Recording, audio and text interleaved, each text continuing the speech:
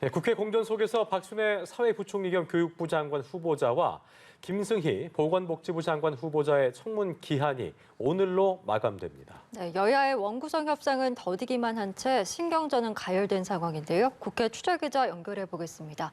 임혜준 기자. 네, 박순애, 김승희 두 후보자의 인사청문 기한은 오늘까지입니다. 내일부터는 10일 이내 기한을 정해 윤석열 대통령이 두 사람에 대한 인사청문 보고서 재송부를 요청할 수 있습니다. 다만 두 후보자에 대한 부정 의혹이 잇따르고 있는 점은 윤 대통령으로서는 부담인데요. 음주운전, 논문 자기표절 의혹이 제기된 박 후보자, 그리고 김 후보자의 자녀 엄마 찬스 의혹 등 모두 공정의 가치와 맞지 않다는 점에서 여론은 매서운 상황입니다. 윤 대통령이 다음 주 해외 순방을 앞두고 두 후보자에 대한 임명을 강행할 수 있을 것이란 관측이 나오는 가운데 윤 대통령은 일단 원구성까지 기다려보겠다는 입장을 재차내놨습니다. 다만 국회는 벌써 20일 넘게 공전하고 있습니다. 청문회 날짜 잡기는커녕 상임위조차 열리지 못하는 상황에 민생 문제도 쌓여가고 있는데요. 국민의힘 권성동 원내대표는 오늘 최고위원 회의에서 민주당의 원구성 협상 마무리를 위한 마라톤 협상을 공식 제안했습니다. 이에 대해 민주당 박홍근 원내대표는 진정성 있게 양보하려는 안이 준비되어 있는지를 확인해야 한다고 말했는데요. 일단 여야 원내수석들 5시 10분 정도부터 만나 협의를 시작했습니다.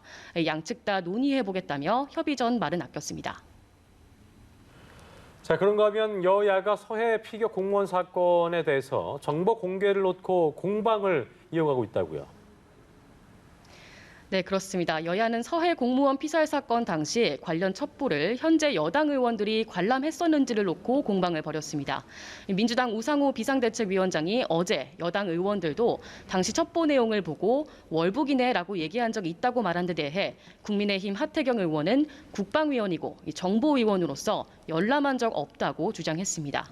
사건 당시 관련한 군 당국의 특별 취급 정보를 공개하는 문제도 논란이 됐는데요. 국민의힘은 당시 자료를 모두 공개하는데 민주당이 협조해야 한다고 연일 공세를 펴고 있는데 협조 의사를 보이지 않던 우 위원장은 오늘은 여당이 공개하자고 하면 공개하자고 말해 귀추가 주목됩니다. 이런 가운데 국방부는 정보자산의 무분별한 공개에 대해서는 신중한 입장도 있다고 반응했습니다. 권성동 국민의힘 원내대표는 아울러 지난 2019년 11월 탈북 어민 강제 북송 사건을 언급하며 이에 대한 진상규명에도 나서겠다고 밝혔는데요. 서해 피격 공무원 사건 관련 TF를 내일 발족할 예정인 가운데 탈북민 강제 북송 사건까지 전선을 확대하며 대학 공세에 나선 모습입니다.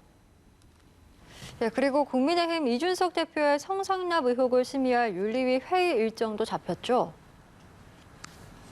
네, 그렇습니다. 이준석 대표의 징계 여부를 논의할 당 윤리위가 모레 오후 7시 열릴 예정입니다.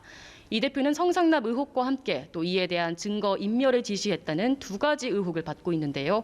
경고부터 제명까지 4단계 징계 중 어느 하나라도 받게 된다면 정치적 타격은 불가피할 것으로 보입니다. 이런 가운데 이준석 대표는 오늘 오전 열린 최고위 회의에서 배현진 최고위원과 공개 충돌하기도 했는데요. 당 현안에 대한 지도부 갈등 상황이 최근 언론에 지속 유출된다며 이 비공개 회의에서 현안 논의를 하지 않겠다고 선언하자 배 최고위원이 이에 반발하며 고성이 오가기도 했습니다. 한편 민주당 윤리심판원은 오늘 지난 4월 온라인 회의에서 동료 의원을 향해 성희롱성 발언을 한 의혹을 받는 최강욱 의원에 대한 징계 여부를 논의합니다. 지금까지 국회에서 전해드렸습니다.